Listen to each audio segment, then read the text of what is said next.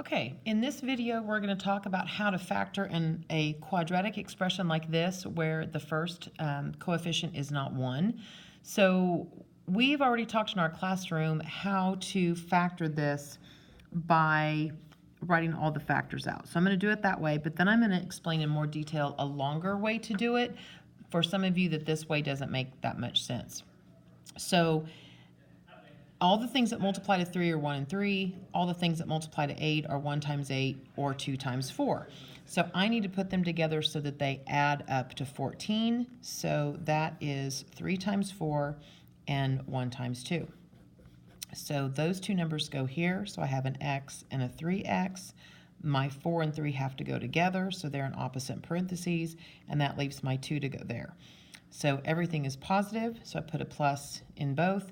And that's how you factor it when you're just looking at the factors, and you kind of have to have pretty decent number sense to do this. I think this is the easiest way for those of you that can look at these numbers and see how they're supposed to go. However, there is a longer way to do it that's a little bit more step-by-step and seems to make sense to a lot of students. So it doesn't matter to me which way you do it, okay?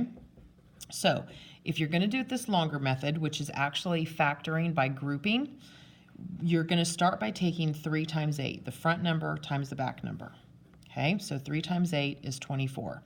You now want to come up with numbers that multiply to 24 and add to this middle term. Well, that is 12 and 2. So we're going to replace 14x with 12x plus 2x. And it doesn't matter which one you put first. You could say 2x plus 12x. But we're going to replace this 14x with the two numbers with an x on it that add to the 14 and multiply to the 24. Then you're just going to bring this down. So you have 3x squared.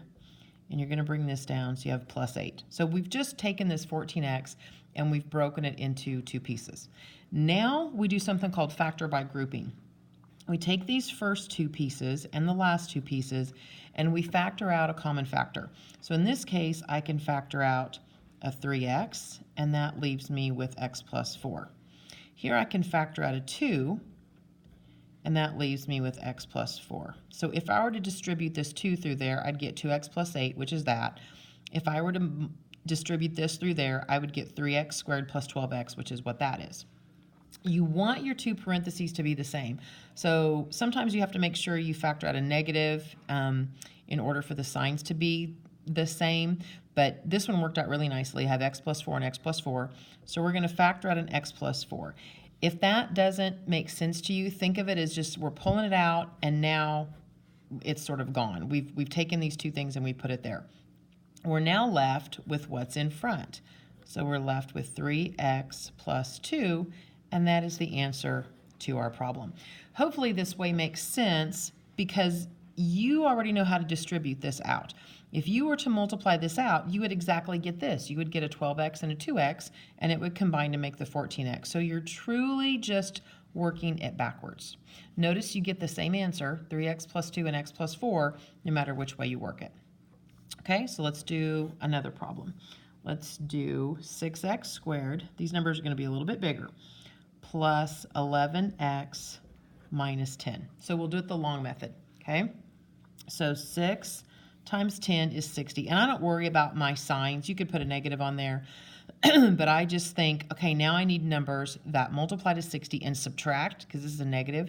You need to subtract to 11. And so if you have to, write out everything that multiplies to 60, but the only two numbers that multiply to 60 and subtract to 11 are 15 and 4. So I'm going to replace 11x with a positive 15x and a minus 4x, because 15x minus 4x is 11x. And again, you could put negative 4x plus 15x. It doesn't matter what order you put it. It'll work out the same either way. So then we bring this down, 6x squared. We bring this down, minus 10.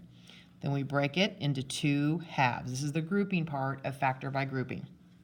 So now I look at this. Well, what can I factor out? I can factor out a 3x, and that leaves me with 2x plus 5. That would give me 6x squared plus 15x, which is what that is. Here I can factor out a negative 2, and that leaves me with 2x, if I can divide right, because 2 times 2 is 4. So if I pull out a 2, that leaves me 2x plus 5. And 2x plus 5 and 2x plus 5 are the same. You want that to happen. So now I'm going to factor out a 2x plus 5. So that kind of gets rid of those. And then you're left with 3x minus 2. So that is your answer. So it's a little bit more steps than the other way, but it's very straightforward and a lot easier for some students.